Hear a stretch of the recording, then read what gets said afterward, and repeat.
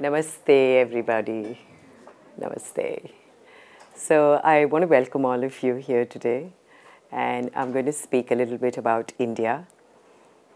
This has been an amazing time for me here, and listening to the amazing speakers yesterday.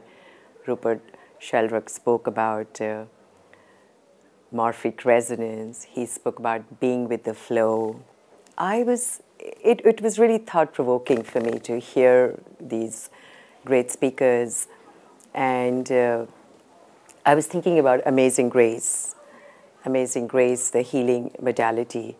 And I realized that for me, it's all about Amazing Grace. I'm here because of that. And I want to speak about Amazing Grace. And I want to speak about Amazing Grace in India. And how do the dots connect between what I have experienced since yesterday and what I have come here with as an offering and as an intention. Why India? Why do we get drawn to India? Why do people getting drawn to India? Because on the outside, it is such a challenging place, and it's such a culture shock for almost all of us. Even though I'm an Indian, it can be quite a culture shock and quite a challenge for me to be there also. And then yesterday, Rupert Sheldrake also spoke about India, and he spoke about India so much. And then I met so many people who just kept speaking to me about India and how they keep going back there, and they come back and they don't know what keeps pulling them there. And I was thinking this morphic resonance, or this memory, the collective memory of what people have done in the past and how it stays within the environment, and how when we go back to the same place, whether we have been there back in the past or not, we somehow once again connect with the great higher consciousness and intentions that people have thought about, experienced, or meditated on. So we just keep getting connected to that, and that's one of the reasons why I feel so drawn to the land, India. So coming back to Amazing Grace and the healing modality, it's just very, very apt for me to bring this amazing modality of healing where the disconnection from consciousness goes away, where there is a complete bonding with the person we are offering healing to.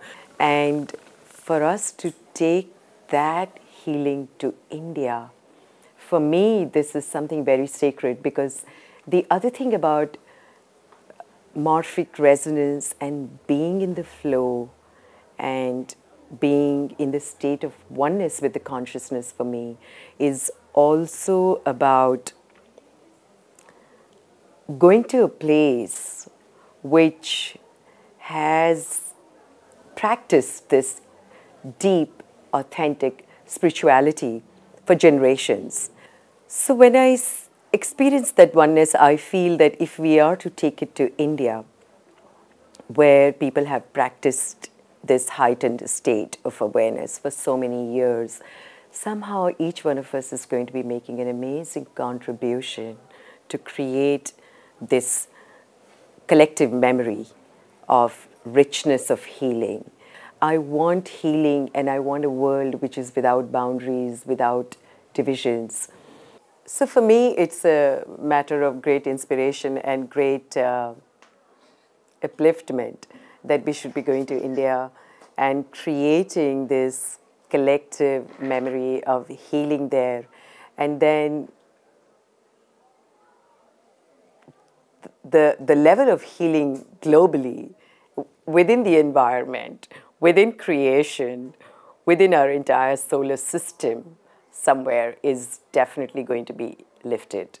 It's like whether we go to a church or we go to a temple or we go to any sacred space, because a great practice has taken place there over generations, over hundreds of years.